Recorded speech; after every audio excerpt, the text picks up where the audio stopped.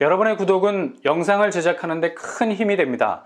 영상을 보시기 전에 구독과 좋아요 꼭 부탁드리겠습니다. 아울러 회원이 되시기를 원하시는 분들은 유튜브 채널 홈피 구독 옆에 있는 가입 버튼을 눌러주시기 바랍니다.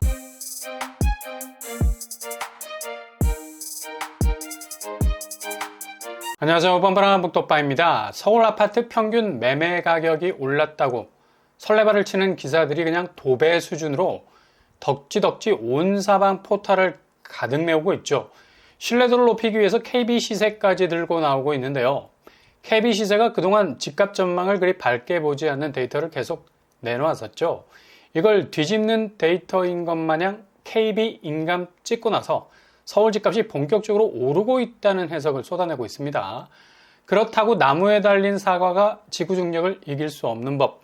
대세 하락장으로 본격 들어선 집값 방향이 하늘로 다시 솟을 수는 없고 어차피 땅으로 내리꽂힐 수밖에 없는 지상의 모든 지표가 하락으로 그 화살표를 가리키고 있는데도 그냥 콩나물 시루에서 하루 자고 일어나면 콩나물 키가 쑥쑥 자라나는 것처럼 집값이 그렇게 오르고 있다는 걸 강력한 메시지로 띄우고 있는데 가만히 보면 이런 논리 안에도 모순이 가득해. 서울 아파트 매매 가격이 올랐던 건 강남 아파트가 집값을 강력하게 견인한 이유라고 말하면서도 그 외 강북 권역의 아파트들의 매매 가격은 상대적으로 하락하고 있다는 말을 하고 있죠. 이게 진실입니다. 그 누가 집을 사서 그 집이 떡상을 받아 거의 2배 가까운 차익을 보면서 내 집의 영광을 화려하게 꿈꾸겠습니까? 소수를 제외하곤 뭐 그렇게 조용하게 실거주하면서 소소하게 등락을 반복하는 내 집을 물끄러미 바라볼 뿐입니다.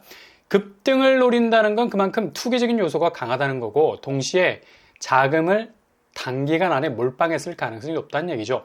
실거주라는 의미는 거의 없다고 보면 되고요. 어떻게든 치고 빠지는 타이밍을 정확하게 잡기 위한 수요들이 거의 지금의 반등세, 그러니까 절대로 벗어날 수 없는 집값 하락의 만유인력의 법칙을 거스르고 있는 겁니다. 그러니까 계속해서 집값을 띄워야 하는데 그렇게 매매 가격이 오르고 있다는 그 이면에는 그 논리 자체 안에 집값이 상대적으로 하락하고 있는 것들이 눈에 띄게 뚜렷한 모습으로 손을 들고 서 있다는 걸 볼 수 있다는 얘기죠.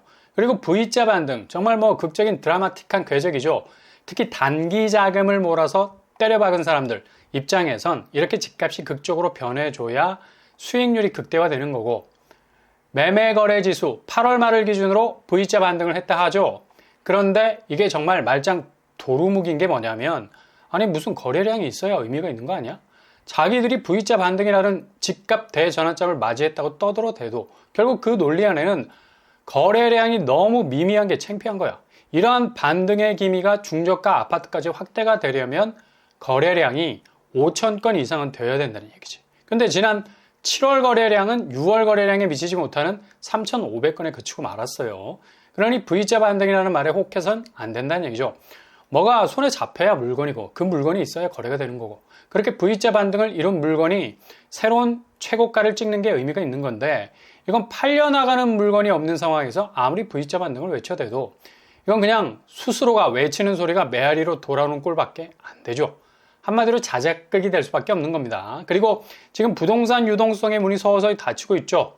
이게 그냥 돈줄기를 막아버리면 사단이 나니까 정책적인 금리부터 서서히 좁은 곳으로 몰고 있는데 버팀목, 디딤돌, 특례보금자리론까지 대부분의 금리가 오르고 있다는 점. 그런데 집에 대한 수요가 불이 붙을 거라고. 게다가 시중은행 금리까지도 오르고 있어요. 가장 부동산의 피부로 와닿는 주택담보대출금리 2개월 연속 상승세입니다. 상당금리는 이미 7%대에 근접할 정도인데 이렇게 빡빡한 금리를 집 사는데 똘똘 말아서 드시겠다고 바로 체하고 마는 거죠. 이렇게 지금 부동산 쪽 자금 흐름이 서서히 경색되는 분위기를 이어가고 있습니다. 근데 집값이 반등을 할 수밖에 없다고요. 돈이 돌아야 집도 회전율의 속도가 붙어서 사고 파는 스피드가 더 높아지는 건데 기본 연료가 앵꼬에 가까울 정도로 빨간불이 켜진 상태인데 집 사겠다고 이빠이 엑셀 밟고 직진할 수 있는 가속을 낼 수 있겠습니까? 아서라 말아라 그냥 엔진 터지고 마는 거죠. 그렇게 퍼진 차를 내가 타고 가는 게 아니라 차가 나를 타고 가는 평생 그렇게 무거운 고철 덩어리를 빚청산하느라 끌고 가야 하는 금융노예가 되어버리기 십상입니다. 미국이 내년 말까지도 금리 인하에 대한 생각이 없다잖아. 매파가 아닌 비둘기파.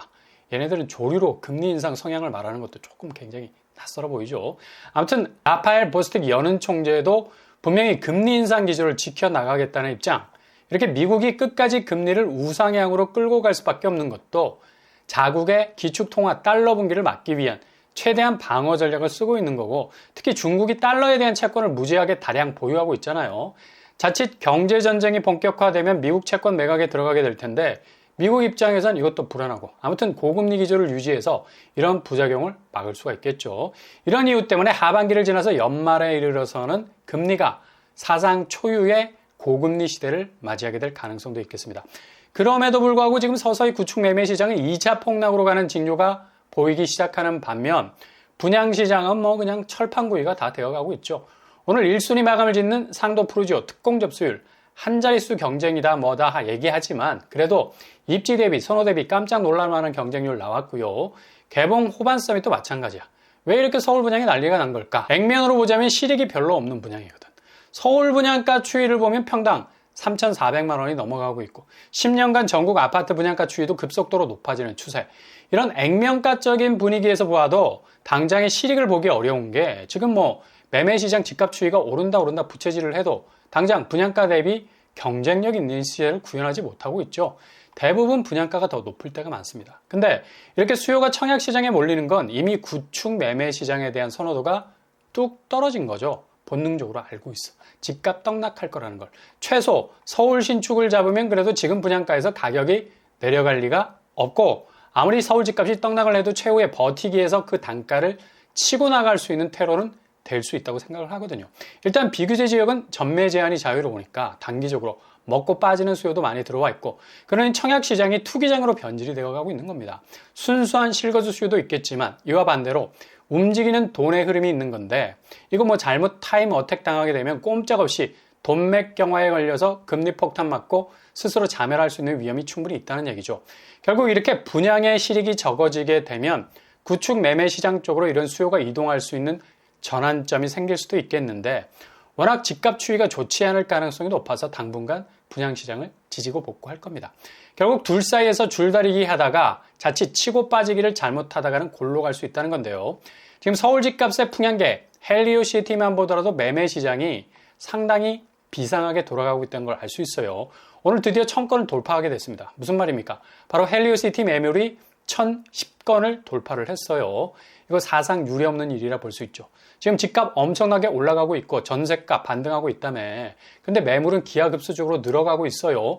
매물 증가세로 보자면 앞으로 헬리오시티의 궤적이 어떻게 될지 추측을 해볼 수가 있는 거죠. 지표를 그대로 보여주고 있는 게 오늘 서울 아파트 매물 추이 9월 5일자로 72,000건 넘어가고 있습니다. 이거 상당히 심각한 추이라 볼 수 있어요. 앞으로 집값 자체가 기우뚱 기울 수 있는 분명한 지표고요. 헬리오 단일 단지에서조차 1000건을 돌파하는 매물을 쏟아내고 있는데 나머지 주요 단지들도 분명한 영향을 받게 될 듯 보입니다. 지금 오른다는 분위기에 힘입어서 빨리 매물 내놓고 팔고 나가겠다는 플랜을 짜고 있다는 거고요. 향후 동서남북을 바라봐도 답이 없어. 집값이 상승세로 치고 나갈 여력이 없다는 거죠. 아무리 집을 내놔도 보고 가는 사람은 있을지언정 사고 가는 사람이 드문데 계속해서 매물은 적체 현상에서 벗어나지 못하게 될 겁니다. 매매 시장이 이런데 분양 시장이 뜨거운 건 결국 그렇게 새 아파트를 받은 수분양자들이 된통 뒤통수를 맞을 수 있는 위험이 커지고 있다는 얘기로도 바꿀 수가 있죠. 청약 경쟁률이 올해 130배 높아졌다 하잖아요. 평균 경쟁률 36대 1. 이렇게 수요가 분양 시장으로 쏠려 있는 것도 결국 매매 시장이 먼저 집값 낙폭의 궤적을 그리기 시작할 거라는 직관적인 시장의 움직임이죠. 결국 신축으로 승부를 보겠다는 건데 빨리 먹고 빠지는 사람이 승자일 것 같지만 이 타임 어택에 걸리게 되면 여기에 진입한 사람들도 늪이 될 수가 있어요. 이런 이유로 매매 시장은 더 위축될 수밖에 없는데 오늘 실거래가를 들여다보면 공덕자이 30평대 고점 18억 대비 14억 선으로 내려앉았고요. 박스권입니다. 마포의 상승세 그리 탐탁지 못하죠. 그리고 도화 현대 1차 30평대 16억 고점에서 10억 선에 머물러 있습니다. 그리고 성동구 성수 롯데캐슬파크 30평대 고점 17억 대비 13억의 거래로 낙폭을 기록하고 있습니다. 중구 쪽으로 가보면 경희궁자의 3단지 고점 23억 대비 18억의 거래가 됐고요. 역시 하락세. 성북구 보문 아이파크 이번에 여기서 분양을 또 하죠. 보문 센트럴 아이파크 비슷한 동네인데 고점 11억 대비 6억으로 내려앉았습니다. 낙폭이 꽤 큰 편으로 보이고요. 인덕원 쪽으로 가보면 고점 12억 대비 반토막 거래 6억 7천에 거래가 된 곳이 있죠. 바로 인덕원 3호. 인덕원이 좀 주춤거리고 있습니다. 일산으로 가보면 강선 6단지 금호 고점 10억 대비 7억으로 내려앉았고요. 일산 집값도 상당히 불안정해 보이고요. 고양으로 가보면 별빛 7단지 청구현대 고점 9억 대비 6억 2천선의 거래. 1층인데 직전 17층 거래도 이 가격과 별 차이가 없는 6억 4천선에서 거래가 됐네요.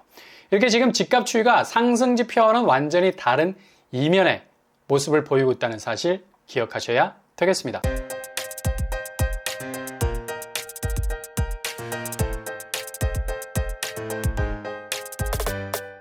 오늘의 부동산 캐릭터처 하반기를 지나서 연말에는 고금리 상황, 그것도 아마 상당히 빠른 시일 안에 금리 자체가 뛰게 되는 일들을 목격하게 될 겁니다. 이거 동시다발적으로 분양가 뛰고 청약 경쟁률이 높아지면서 매매 시장은 약세장으로 돌아서면서 하락폭을 키우게 되면서 서로 간에 물려있는 부동산 쪽의 자금들이 결국 얼어붙기 시작하겠죠. 아주 큰 가격 변동폭이라는 변화 가져올 가능성 높겠습니다. 잘 지켜보시면서 대비하실 수 있길 바랍니다. 오늘도 응원합니다. 여러분의 길이 꽃길만 되실 수 있길 바랍니다. 이상으로 뻔뻔한 복덕방을 마치겠습니다. 구독과 좋아요 부탁드립니다. 감사합니다.